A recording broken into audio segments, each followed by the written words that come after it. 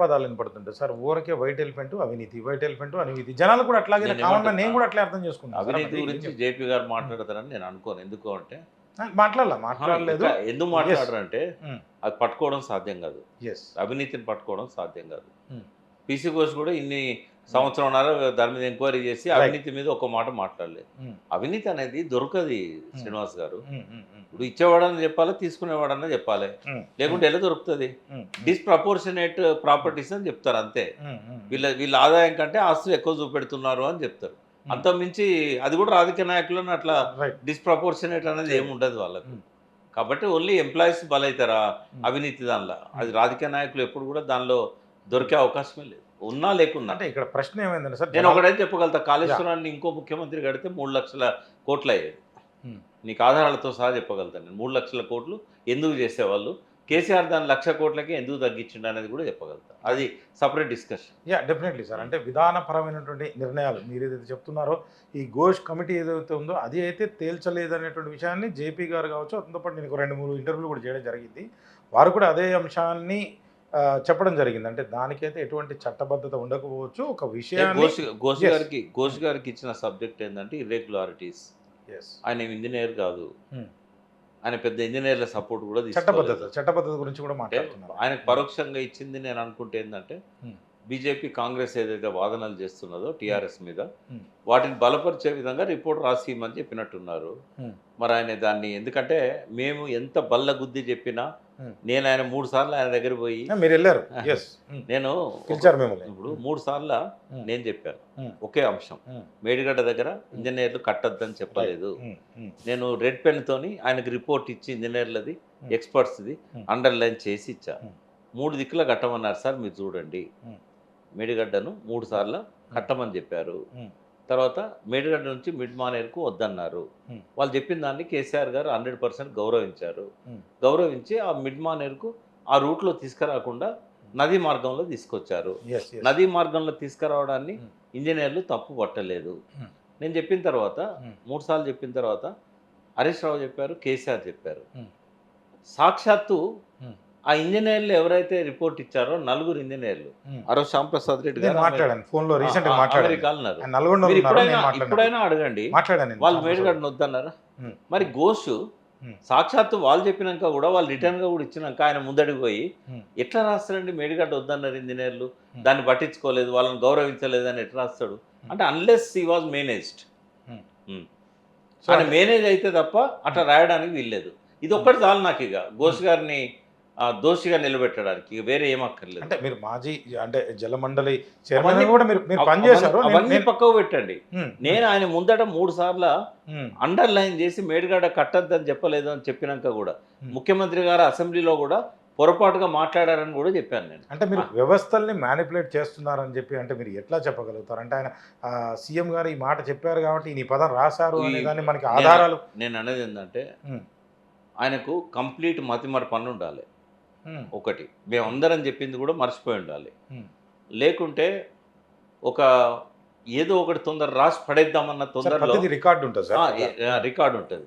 ఇప్పుడు మేము ఇచ్చిన రికార్డ్స్ అని ఉన్నాయి, మా పేరే మెన్షన్ చేయలేదు రిపోర్ట్లో. నేను 3 సార్లు అటెండ్ అయ్యి 20 పేజీల రిపోర్ట్ ఇస్తే అసలు ప్రకాష్ వచ్చిండు, నా ముందర సాక్ష్యం ఇచ్చిండు అని కూడా చెప్పలేదు. అందులో ఏం చెప్తాం ఇక?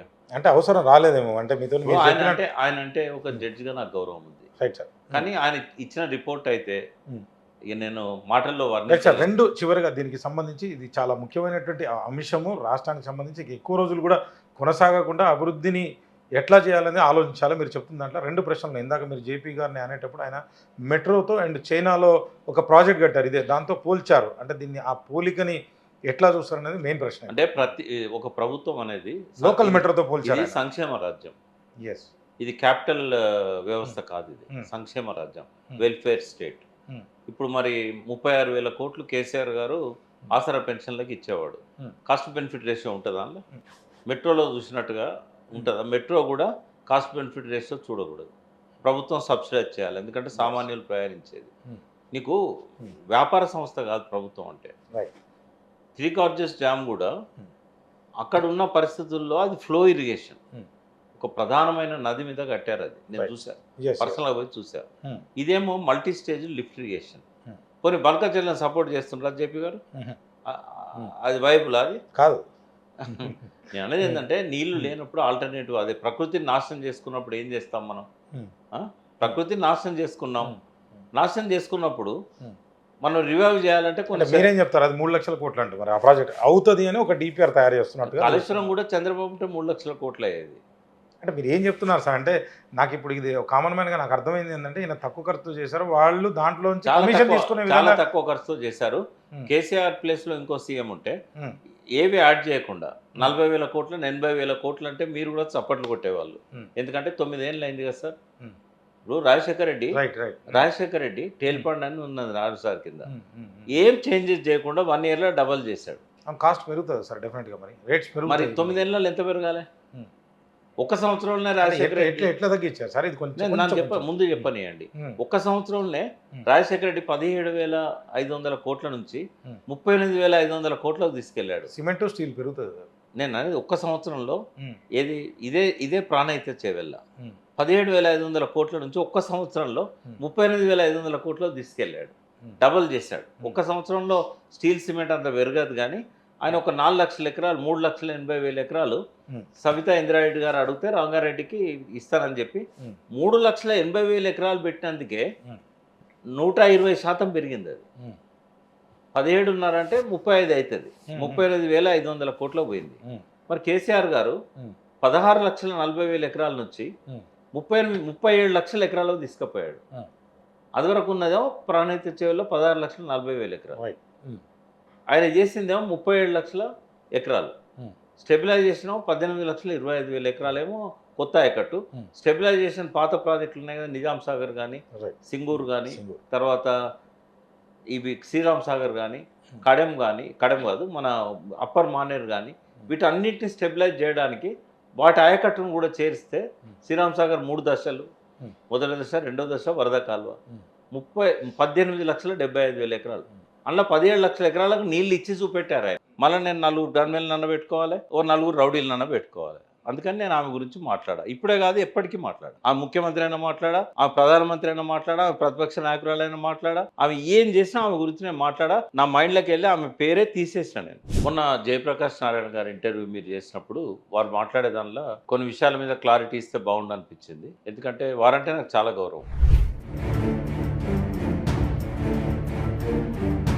ఫస్ట్ ఏంటంటే నేను అంటున్నా జేపీ గారిని ఒకసారి చూసుకోమనండి. ఏ దేశంలో అయినా కాస్ట్ బెనిఫిట్ రేషియో చూస్తారా? నీటికి కాస్ట్ బెనిఫిట్ రేషియో లెక్క కట్టాలంటే 100 లాభాలు ఉన్నాయి.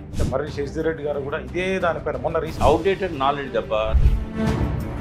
గ్లోబల్ వార్మింగ్ పైన స్టడీ సరిగా లేదంటారా? కనీసం మనం దాని గురించి తెలుసుకోవాలన్నా మనం మాట్లాడితే బాగుంటుందని.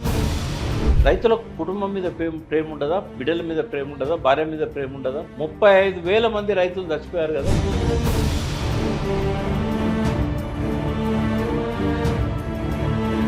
అంటే ఇదంతా నీళ్లు లేకనే కదా. పంటలు పండితే ఎందుకు పోతారు? దీంట్లో ఎమోషన్స్ ఏం లేవు. కవిత గారు అన్నట్టు, తన కూతురు అన్నట్టు దీంట్లో జరిగింది అవినీతి అని ఓపెన్ స్టేట్మెంట్ ఇచ్చారు. అంటే కేసీఆర్ ప్లేస్లో ఇంకో సీఎం ఉంటే 40,000 కోట్లు 80,000 కోట్లు అంటే మీరు కూడా చప్పట్లు కొట్టేవారు.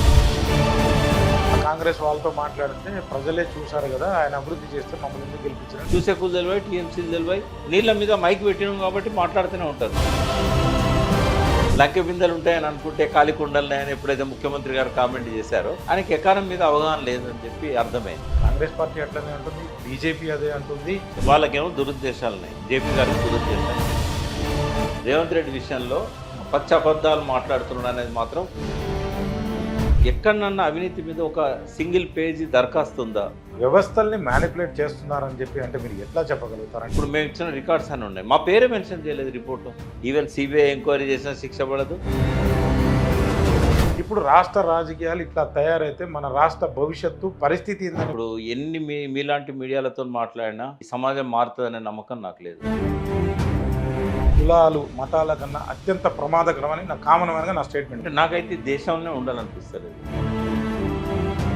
పెళ్లి నల్లదత్తులంటే కాంగ్రెస్ టీఆర్ఎస్ నాకు అనవసరం. ఎట్లా అరికట్టాలా, ఏం చేయాలి? పేపర్ చదివే జ్ఞానం లేనప్పుడు ఇవి వినబడితే గదే నమ్ముతారు కదా వాళ్ళు. అంటే తెలంగాణ ప్రజలు సుఖంగా ఉండాలంటే ఏం చేయాలి? ఈ అబద్ధాలు, ఎమోషనల్ స్పీచెస్ ఇవన్నీ వినడం మానేస్తే వాళ్ళ ఆరోగ్యం బాగుంటుంది.